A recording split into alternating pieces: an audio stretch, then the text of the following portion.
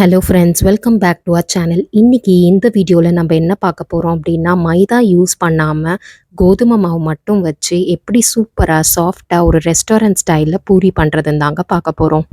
இந்த exact measurements follow பண்ணிங்கன்னா கண்டிப்பாக நீங்களும் வீட்லேயே சூப்பராக பூரி பண்ணலாங்க.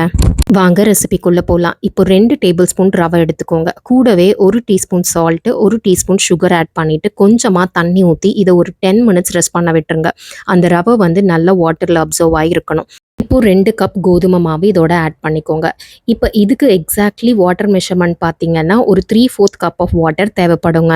இப்போ இதை நல்லா மிக்ஸ் பண்ணிவிட்டு கொஞ்சம் கொஞ்சமாக தண்ணி ஆட் பண்ணுங்கள். எனக்கு எக்ஸாக்ட்லி 3/4 கப் ஆஃப் வாட்டர் தேவைப்பட்டுச்சு.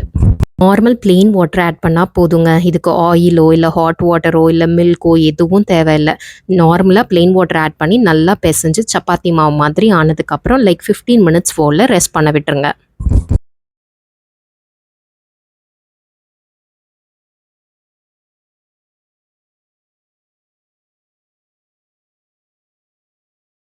இந்த பதத்துக்கு மாவு வந்ததுக்கப்புறம் 15 மினிட்ஸ் ரெஸ்ட் பண்ண விட்டுருங்க. அதுக்கப்புறம் எடுத்து நீங்கள் நீட் பண்ணும் போது அழகாக நல்ல சாஃப்டாக நல்ல டெக்ஸ்சரோட மாவு சூப்பராக ரெடி ஆகிடுங்க.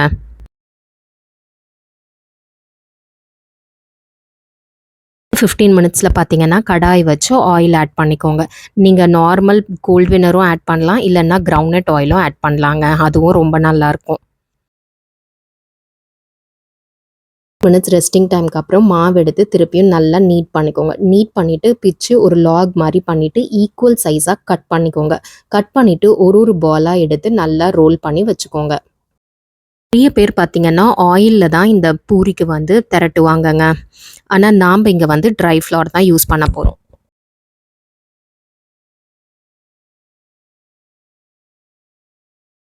இந்த மாதிரி குட்டி குட்டி பால்ஸாக ஈக்குவல் சைஸஸாக கட் பண்ணி ரொட்டேட் பண்ணி ஒரு பால் மாதிரி வச்சுக்கோங்க.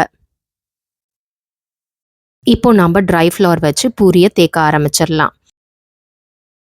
ஃபஸ்ட்டு நல்லா ப்ரெஸ் பண்ணிவிட்டு 2 சைடும் டஸ்ட் பண்ணிவிட்டு தேக்க ஆரம்பிங்க. பூரிக்குன்னு நம்ம தேக்கும் போது பார்த்திங்கன்னா ரொம்ப திக்காகவும் இருக்கக்கூடாது, தின்னாகவும் இருக்கக்கூடாதுங்க. தின்னாக இருக்குது அப்படின்னா நமக்கு முறுக்கு மாதிரி ஆகிடும். திக்காக இருக்குது அப்படின்னா நமக்கு ரொம்ப பஃப்னு ப்ளஃபியாக வராது. அதே மாதிரி பார்த்தீங்கன்னா நம்ம தேக்கும் போது கார்னர்ஸ்லையும் சரி சென்டர்லேயும் சரி ஈவன் சைஸாக இருக்கணுங்க. நிறைய பேர் இதில் வந்து மிஸ்டேக் பண்ணுவாங்க. சம்டைம்ஸ் சைட்லெல்லாம் திக்காக இருக்கும், சென்டரில் ரொம்ப தின்னாக இருக்கும். அந்த டைமில் வந்து கண்டிப்பாக பூரி வந்து பஃபன் வராது. நம்ம தேக்கும் போதே கொஞ்சம் try flower in between dust பண்ணிகிட்டே பண்ணும் போது ஈஸியாக இந்த ஷேப்பும் சரி இந்த சைஸும் சரி நம்மளால் பண்ண முடியுங்க.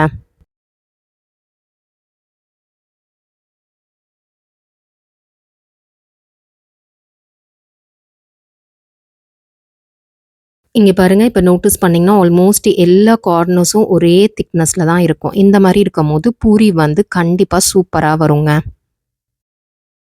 பூரி செய்கிறதுல அடுத்த விஷயம் நம்ம முக்கியமாக பண்ண வேண்டியது ஆயிலுங்க. ஆயில் வந்து நல்ல ஹாட்டாக இருக்கணும். இல்லை மீடியம் ஃப்ளேம்லலாம் வச்சு பண்ணுறோன்னா கண்டிப்பாக இந்த மாதிரி பஃபன் வராது.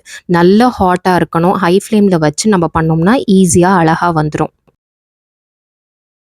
நிறைய பேர் பார்த்தீங்கன்னா பூரியை வந்து 2-3 தடவை வந்து ஃப்ளிப் பண்ணிக்கிட்டே இருப்பாங்க. அந்த மாதிரி பண்ணிங்கன்னா அது ஆயில் வந்து ரொம்ப இழுத்துரும், பூரி நல்லாவும் இருக்காது.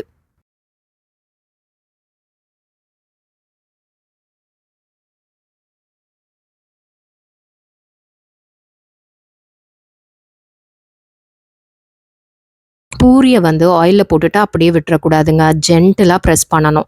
ரொம்ப ப்ரெஸ் பண்ணிங்கன்னா ஓட்டையாயிடும். ஸோ ஜென்டிலாக ப்ரெஸ் பண்ணிவிட்டு ஆயில் எடுத்து இந்த மாதிரி மேலே ஊற்றுனீங்கன்னா அழகாக பஃபன் வந்துடும். பஃபன் வந்த உடனே ஃப்ளிப் பண்ணிடுங்க. ஃப்ளிப் பண்ணிவிட்டு ஒரு 6 to 7 செகண்ட்ஸ் அந்த மாதிரி விட்டிங்கன்னா அடி சைடும் நல்லா குக் ஆகிடும். அப்போ உடனே நம்ம எடுத்துடலாம். இதை நம்ம திருப்பி எல்லாம் போட்டுகிட்டே இருக்கக்கூடாது.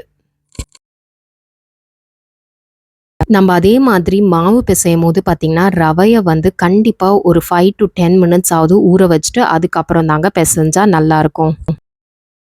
சுகரும் அதே மாதிரி தாங்க. நிறைய பேர் சுகரை வந்து ஸ்கிப் பண்ணிடுவாங்க. பட் அது ஸ்கிப் பண்ணாமல் கொஞ்சமாக ஆட் பண்ணிங்கன்னா உங்களுக்கு பூரி வந்து நல்ல கோல்டன் கலரில் கிடைக்கும். அதே மாதிரி டேஸ்ட்டும் வந்து சூப்பராக இருக்கும். இந்த டிப்ஸ் எல்லாம் ஃபாலோ பண்ணி நீங்கள் வீட்டில் சூப்பராக ரெஸ்டாரண்ட் ஸ்டைலில் பூரி செஞ்சு பாருங்கள். கண்டிப்பாக நீங்களே சர்ப்ரைஸ் ஆகிடுவீங்க. இந்த வீடியோ உங்களுக்கு பிடிச்சிருக்கு, நிஜமாவே உங்களுக்கு ஹெல்ப்ஃபுல்லாக இருந்ததுன்னா நம்ம சேனலை சப்ஸ்கிரைப் பண்ணுங்கள். இன்னும் நிறைய இன்ட்ரெஸ்டிங்கான வீடியோஸ் நான் கூடிய சீக்கிரம் அப்லோட் பண்ணுறேன். தேங்க்யூ.